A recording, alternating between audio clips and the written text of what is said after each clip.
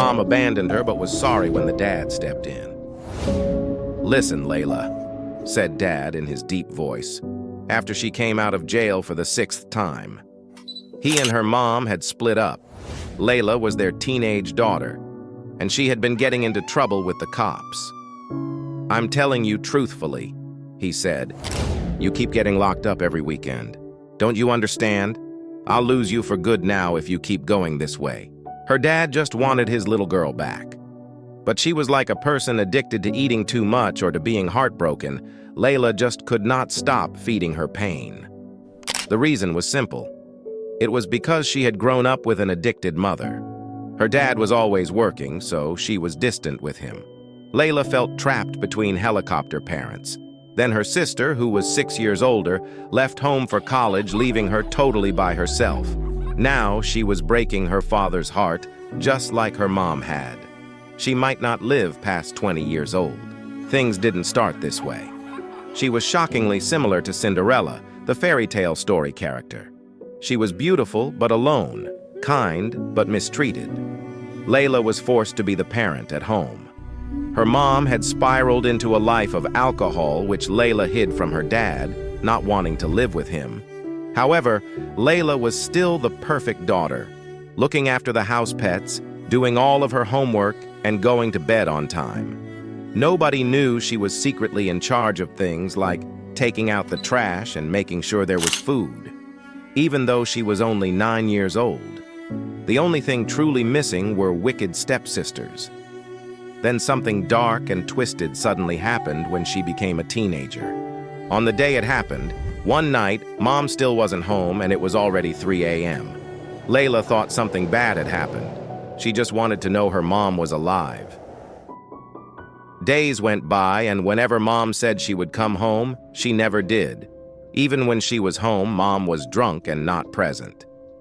"I'm not going to change this woman," Layla realized. "There's nothing I can do." So instead, she decided to change her own life. But even though she told herself, "I will no longer sacrifice everything for her. No more hiding bottles and making sure Mom doesn't drink too much," it didn't turn out as expected. Layla called the cops on her own mom, and that was the last time she lived with her. She was 10, but she had to move in with her dad. It felt uncomfortable living with him. She didn't need a parent. She earned cash at Subway. She felt like she knew how to look after herself. Her stepbrothers and stepsisters also felt like strangers. Everyone was treating her like a child, and so she became angry, feeling that she didn't belong in the house. Her whole family was shocked when Layla started drinking just like her mom. She snuck out at night and did other stuff. But her rebellious side got her attention. She became the cool kid, getting invited to parties every weekend and weeknight, then every night, drinking all the time. Then one year, in just 18 months, Layla got arrested 6 times. She went from being her mom's hero to her dad's nightmare. Her shame was so intense that she drank more to cover it up. One night, her dad found her after she had passed out at a friend's. "Where am I? What did I do?" she muttered. "You don't remember?" her dad asked. He looked terrified at seeing his young daughter like this. Suddenly, it was like she was her mom, and her dad was the younger Layla. Where were her hopes and dreams now? "Listen," Dad said, "I'm not going to try telling you to stop." "He's given up on me," she thought, but he continued. "I'm just telling you, you could end yourself by acting this way." He knew she still had dreams buried deep inside. She was giving up on herself. Everything flooded back now. Who was that little girl? She thought, struggling and barely able to remember. Angry at herself for breaking her promise to not be like her mom, Layla went on a crazy journey of self-discovery and development. First, she lost 85 pounds. Then she started getting good grades at college again and found mentors. Her life turned around. Even though inside she felt like a dirtbag, she used her anger to keep trying to become someone else. She believed there was still time. Rather than binging on Netflix, she binged on YouTube and listened to business people. She bought a notebook and wrote down the name of every single friend in her life, then wrote next to them whether that person was really her friend or not. Rather than hanging out with people who wanted her to be a party fool, getting arrested for drunk driving, she decided it was all surface level. These people were not really seeking the best for her. So after graduation, she moved to California, where she knew absolutely no one. But things got bad when every week she had a panic attack. She was broke with no support system. It was terrifying living in the ghetto without friends. But she made the promise not to just think about changing her life, but to take action. And what she learned by taking action despite being scared stiff made her dreams grow further. To earn money, she applied to every single gym in the area. She chose one called 4 Hour Fitness and started learning to sell as a personal trainer. But everything would be down to her and her alone. The pressure was intense. Unless she sold, she would go hungry without food. Layla got rejected over and over every single day. One woman told her to screw off when Layla asked whether she needed a trainer. She felt anxious, hurt, and humiliated. But she poured all of that pain into learning how to sell better. She would even ask females, "When was the last time you had sex without the lights on?" It worked every time. More and more people signed up with her. Rather than hiding their weight, Layla would help her clients to develop fitness skills so they were in control. She changed lives one at a time, helping people reach their goals and boost their love lives. But she then hit a wall, and this one she couldn't smash through alone. She was lonely. Her dating life sucked. She was complaining about this to her manager one day when he told her, "You're such a great saleswoman. Why not just approach dating apps as though you're doing sales?" It was a numbers game, so she put in more effort. She called up people in her inbox for 1 hour every day, she swiped on Bumble for 30 minutes every day, and then chose one date every single week. But it was one bad date after another. One guy tried sneaking them into the movie theater because he didn't want to pay.